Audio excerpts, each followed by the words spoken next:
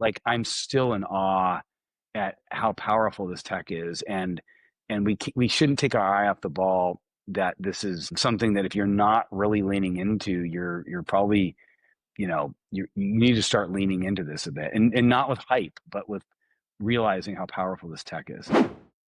This is AI First with Adam and Andy, the show that takes you straight to the front lines of AI innovation and business. I'm Andy Sack, and alongside my co host, Adam Brotman, each episode we bring you candid conversations with business leaders transforming their businesses with AI. No fluff, just real talk and actionable use cases and insights for you.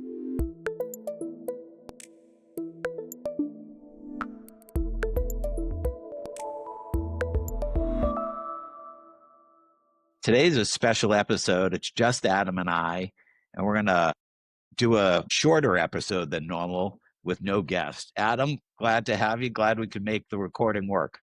Yeah, I like these little brief special episodes we do with just you and I every once in a while. Yeah, so you got to be in your bonnet this weekend about the MIT study. Do you want to tee up the conversation that you want to have with me and the audience? Yeah, so it's interesting. There was a headline that went around last week that I think it was Fortune magazine or fortune.com, and they were citing a paper that had come out like the week before from MIT about, the headline from the Fortune article was 95% of corporate AI projects have been failing or something like that, according to MIT study. And it was like I did the sideways dog look like a lot of us do, which is like, what is what? I mean, I'm sure a lot of these pilots fail, but I was shocked at the headline. So but You it was did your too late. homework. I did my homework. But by the way, it was sort of too late, like to rebut it. Not that we would rebut anything, but it made its way all the way to like CNBC, and there were like billions of dollars of stock valuation that came down because of people were wondering like, oh my God, is that true? I think there's such a tension around whether or not there's a bubble, which there is on some level, around AI spending, AI stocks, AI valuations. And so like it made its round. And over the weekend, I didn't think much about it other than like, that's weird. That's a weird headline, because you and I live in this world and we're like, I don't know how anyone could say that. Not because we're saying 95% of them succeed. It was just such an out of left field number and study. So over the weekend, I was like, I'm going to read this MIT paper. And when I did, it got me all fired up because mostly in a good way. Like, as in, it wasn't like the paper itself was terrible. I think the headline was clickbaity and not great, but the actual study itself was fascinating because they went in and they talked to 52 companies and they read 300 different reports that were on the internet that weren't even like conversations they had.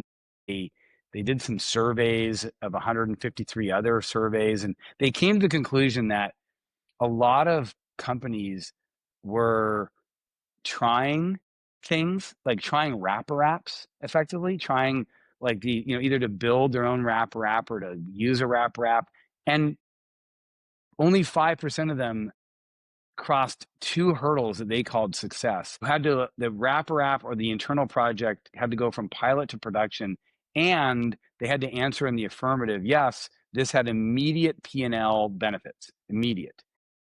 So both things had to happen. And I was like, that's also a weird way to define success, is that you had to see an immediate P&L impact. But putting that aside, when I dug in further, the article was mostly about how these enterprises that were trying these pilots were realizing that ChatGPT on its face was actually easier and more effective than some wrapper app that they were being asked to use by some vendor or whatever.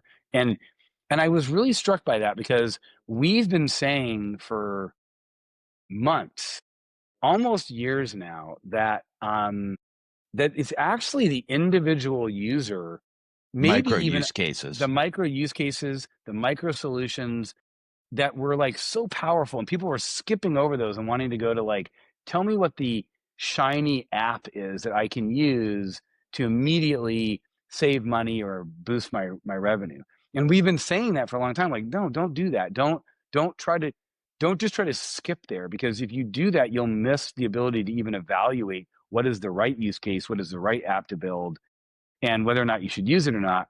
And here was this study that was actually saying that in a kind of a convoluted way. They were saying, well, geez, it's hard for these wrapper apps and these sort of custom apps, they call them, to be better than what the generic, they called it generic ChatGPT, could do on its own. And I just thought that was interesting. Like somehow that turned into this cockamamie headline, but in actually when I read the paper, I thought, oh, I think the people that wrote this paper would totally agree with us, and we would actually get along and be very aligned on how we think about these things. It just got twisted, and I thought it was interesting to talk about, given how viral the headline. Yeah, I mean, clearly it had a good headline, and the virality of it speaks for itself.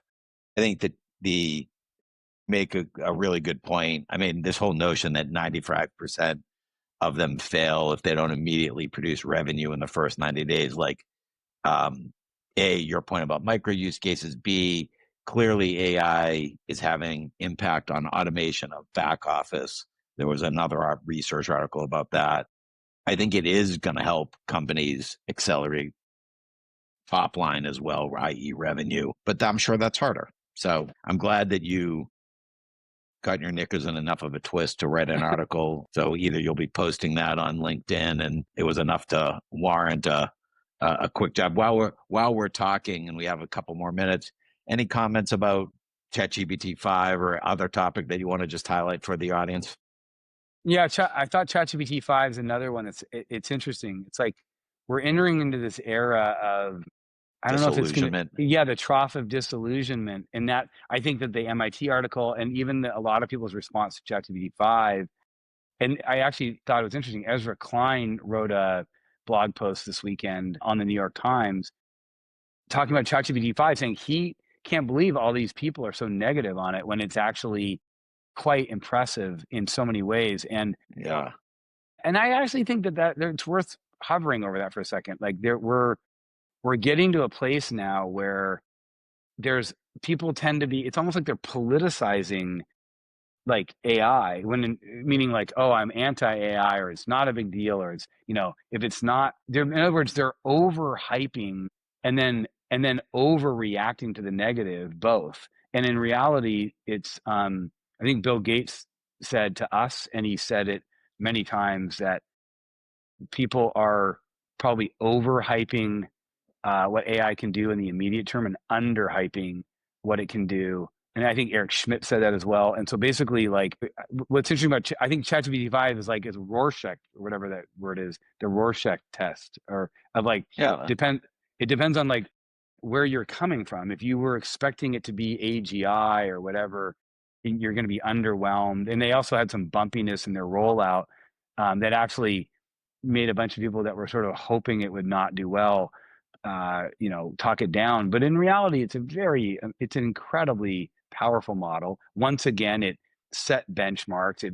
It's actually bringing a lot of people to using reasoning models in a way they weren't using them before. It's forcing people to, get better at their prompting in some ways, because it's so good when you actually give it a really thorough prompt. So in all those ways, I think we'll look back at GPT-5 not as the Death Star release from OpenAI, but which I think some people were expecting, because Sam was posting these Death Star memes, but actually a pretty freaking good release in the end of the day. And, they march on to do a lot of amazing things, and so does Gemini via Google's Gemini, and I think, to me, GPT-5 is another example of, I think we're becoming somewhat numb to, we're like boiling frogs, and we're becoming numb to how fast this stuff is happening. Reasoning models came out, what, 6 months ago, 7 months ago, like came Yeah. out. I'm talking about '01. Like, so it's I think GPT-5 was kind of a good time for us all to realize, like, the models are not plateauing.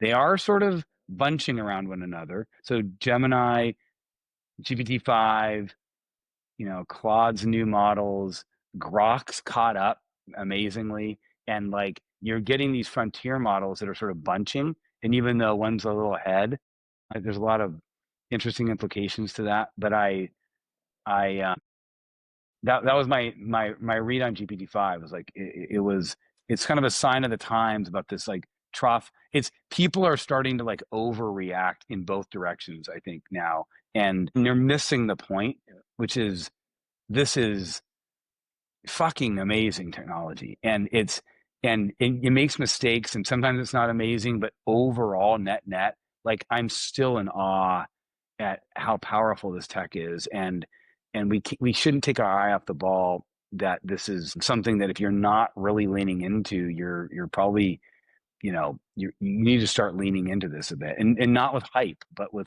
realizing how powerful this tech is. What were your thoughts on GPT-5? I mean, I don't really have much to add. I plus one. Like I thought ChatGPT-5 was a really solid model that had a bumpy first couple of days, and I actually found the output, much like I was reclined, to be better. So I continue to be I continue to use ChatGPT and Gemini as my primary two models, and I was impressed with ChatGPT-5.